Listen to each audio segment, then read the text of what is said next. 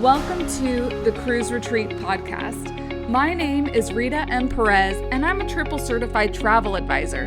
But more importantly, I coordinate all the logistics to bring your online community offline through world travel. If you've been yearning to put together a group trip, but overwhelmed with all the details that come with planning, I and this podcast are here to help. Ready to transform lives on the open waters of the world? Let's get started. Hello, everyone. I actually recorded a podcast episode earlier this week with the amazing and super fun Heather Zeitzwolf from the Get the Balance Right podcast. And something came up during the conversation and I was like, I guess I should probably talk about that a little bit more often. And that is kind of the fact that I am a travel advisor. You know, I'm frequently talking about being a retreat planner. But I haven't really talked about being a retreat planner who is first a travel advisor that specializes in planning retreats on cruise ships. And so what is that? A travel advisor you may traditionally know as the term of travel agent, because back in the day, travel agents really were agents that issued you tickets to go traveling around the world. They literally issued tickets to, I have a receipt here, but this would be like, okay, here's your plane ticket. Have a fun time in Italy or France or whatever it is. So they were more agents that were transactional. That's the word. It was very much like, okay, this is what's going to be happening. I'm going to go ahead and process this for you. And there you go. Have an amazing time. Whereas the role of a travel advisor has really evolutionized throughout the past couple of years. And especially as I've been a travel advisor, later this year is going to be my 12th year in business. I can't believe it. It is going to be I am completing very shortly my first official year full time as a business owner, both in this travel business and in my support business. But a lot of what I do, especially now, is really consulting and advising people on the trips that they're taking. I do a lot of building of trips together. So there's a California trip that I'm currently working on, and I put all those components together. So I'm talking about flights, hotels, if they need rental cars or transfers, all the different activities. So we've got Disney, we've got the zoo, we've got Alcatraz, and there's just a lot of different fun things that we can put together. But a lot of that comes from getting to know who you are first and foremost, because, that's something that's very important to me. That's something that's very important to my colleagues, is that we make sure that whatever we are crafting for you is specifically for you, because there's so many different types of vacations and travel styles. And especially when I talk about group trip styles, what are the goals that you're looking to accomplish? What do you want your attendees to come out with? Is this purely rest and relaxation? Do you want a little bit of networking in? Do you want to have a couple of sessions? Are you doing strategy planning for your team for the rest of the year?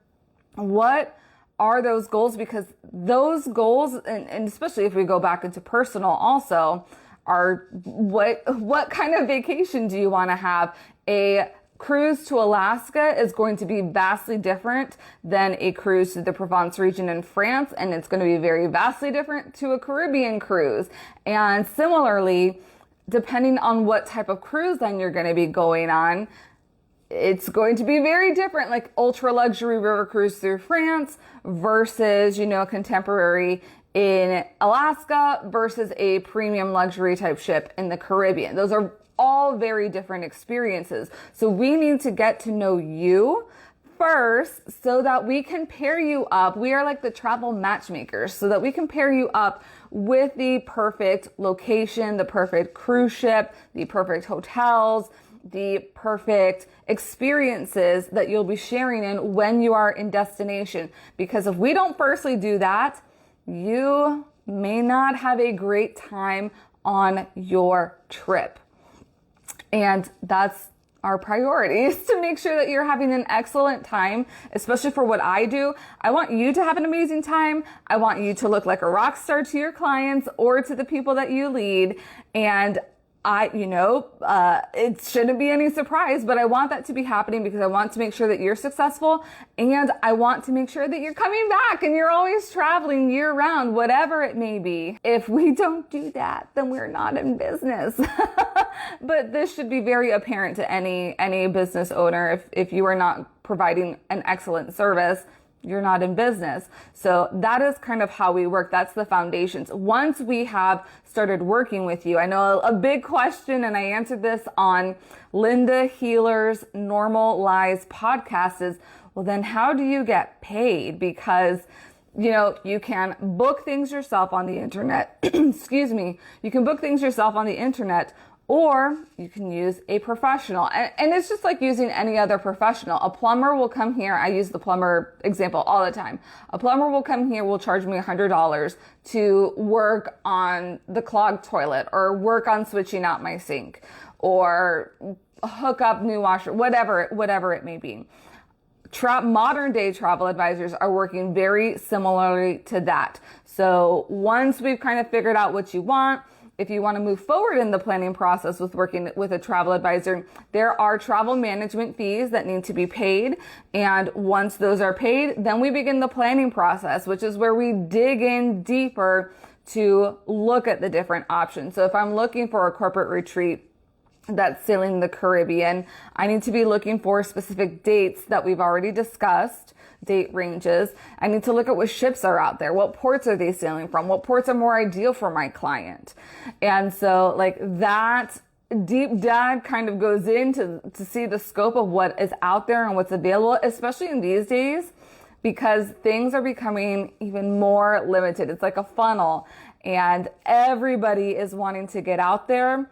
My supplier partners, it's been increasingly more difficult to get in touch with them. So there's been a big question of how far in advance should you be planning trips. And it really depends. I mean, I just put together a really quick weekend Mother's Day cruise a couple of weeks ago, but especially when we're thinking about logistics and meeting space, and we need to have enough cabins on board, we're going to need some time. I traditionally say 12 to 18 months. Even though I think we're still a little bit slower in terms of cruising, because vaccinations are still required. And obviously not everybody is vaccinated, but many people are vaccinated. So that is also going to be a factor in, is cruising even an option for you? Now I kind of just went on other tangents, but we go ahead and do research all the facts for you and present you with options. You select the options that sound the best to you based on what your goals are for this trip or for this group trip. And I get to started booking. So that's like a little bit where the traditional travel agent hat comes on. I secure rooms, I secure the cabins where you are at. I make sure that pretty much your day-to-day life is not disrupted with any of the official travel plans, and making sure that things have been secured so that you can stay in whatever zone of genius is for your business or for your daily life. Like maybe your priority is I have my business and I am a mom, and I can't take on anything else outside of that, because that is playing those two roles are playing a huge role in my life right now, and I can't have anything interrupting that. That is why you hire a professional, right? So take care of those. And then it's really just any updates that happen. Maybe more meeting spaces become available, or different excursions or experiences have now become available. Things are going to be tailored a little bit different when we're talking more corporate team building versus small group, small business owners type things, because there's going to be a lot of promotional things that are happening on the front end of a small business trip, because you're having to market your trip. And you're having to make sure that you sell certain things so that you can get certain benefits on your cruise. On the small business, or on the corporate side, you don't really have to worry about that too much, because your team most likely is going to be going on this cruise with you. And So really a lot of the work happens a little bit later in that process with the teams. Once we start hitting like final payment deadlines, which is usually a month, 2 months out of cruising, then it's kind of like go time again. So I say like the busiest times when we're working with each other is in the beginning when we're first getting everything together. And then again, when you are about to take that amazing trip with whoever it is that you are traveling. And I know a lot of people are concerned like with protocols and things like that. And that's certainly something that we do now. It is your priority to make sure that you are covering your asset, which is your trip. But that is something that we do assist with in making sure that you know what the latest protocols are, because they're still constantly changing. Recently, I think the CDC lifted, so it's now, instead of 95% of people on cruise ships need to be vaccinated, it is now 90%, which really doesn't make too much of a difference in my professional opinion, because I don't think things are going to really drastically change. So, I mean, we'll see. I'm glad things aren't as changing as rapidly as they had been. And we're moving in this direction, this new era of just living with things and just treating them, because we've had 2 years experience now. So there's not that rapidly changing like what I would be telling you even a year ago. Things changed really rapidly. Last year around this time is when the cruise lines were announcing that cruising was restarting in the summer. So cruise lines officially restarted. I believe the first sailing was on the Celebrity Edge end of June. I think June 30th is the date. And that's July of last year is going to be my 1 year of cruising. So that's when you're considering working with a travel partner, that's something that you should consider, is how often have they traveled, especially during these current times, because that is something that has really complicated travel a little bit. You know, currently at me speaking with you on this, there are still entry requirements to get back to the United States, which you have to make sure that you pass, per se, a COVID test, and you need to return back negative with that.